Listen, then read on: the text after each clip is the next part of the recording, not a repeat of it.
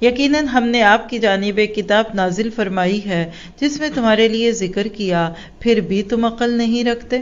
دنیا میں مشاہدہ بتاتا ہے کہ جس چیز میں انسان کا نام آ جائے نا، انسان اس اخبار کو رکھ لیتا ہے، پھر وہ اخبار 1-2 سال پڑا رہتا ہے، پھر اخیر وہ اتنا سا ٹوٹا کاٹ کے جس میں آپ کا نام ہوتا ہے اس کو رکھ لیتا ہے، اس کو چپکا لیتا ہے۔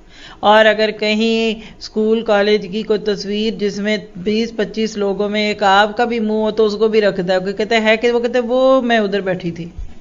کتنا پیار ہے آپ کو اپنے آپ سے، اپنے آپ کو سجاتے ہو، سنوارتے ہو۔ تمہیں پتہ ہے اس قرآن کا موضوع کیا ہے؟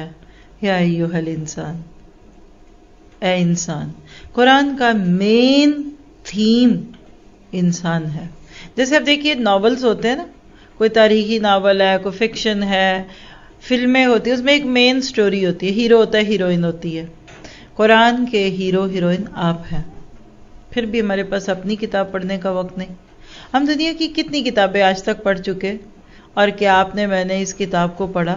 اصل میں اللہ تعالیٰ آپ کو مجھے یہی بتانا چاہتا ہے کہ اس دنیا میں آ کر کتنے نہ سمجھ ہو کہ اپنا ذکر کم اور دوسروں کا پڑھتے ہو، اخباریں پڑھتے ہو، نیوز بلیٹن دیکھتے ہو، چینلز دیکھتے ہو، اب کون آ رہا ہے، کون جا رہا ہے، کس کے ساتھ ظلم ہوا، کس کے ساتھ نہیں ہوا، کبھی تم نے اپنے بارے میں بھی دیکھا؟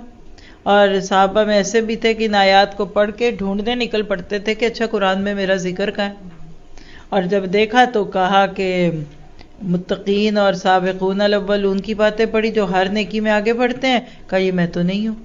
کفار اور فجار کی آیتیں پڑھی، کہا میں یہ بھی نہیں ہوں، پھر میں کدھر ہوں؟ تو جب ڈھونڈا تو ملے اپنے آپ کو سورۃ توبہ کی آیت خلط عملا صالحا واخر سیئہ میں، کہ یہ وہ لوگ ہیں جنہوں نے اچھے اور برے عمل ملا جلا لیے۔ کہنے لگے اللہ میں اپنے آپ کو پا گیا۔ تو آپ کو مجھے بھی تو ڈھونڈنا ہے۔ آخر پچھلے 16 پاروں میں آپ کو کہیں تو اپنے آپ کو دیکھنے کا اور اپنے آپ سے ملنے کا موقع تو ملا ہوگا نا۔ تو اس قرآن کو ضائع نہ کیجیے، یہ پورا ہو جائے گا، اب تو پتہ بھی نہیں چلے گا، الٹی گنتی گننا شروع ہو جاتا ہے۔ جب نصف پہ پہنچ کے تو بالکل وہ پھر ڈھال کا سفر ہے نا۔ تو اب ان دنوں میں اپنے لیے نیتیں کیجئے، ارادے کیجئے، اور اللہ سے یہ دعا کریں کہ مالک مجھے اس کتاب کو پڑھنے کے لیے وقت لگانے کی، ایفرٹس لگانے کی، قربانیاں دینے کی توفیق عطا فرما، ورنہ کل جب میں دنیا سے جاؤں گی تو میں اپنے آپ کو معاف نہیں کر پاؤں گی۔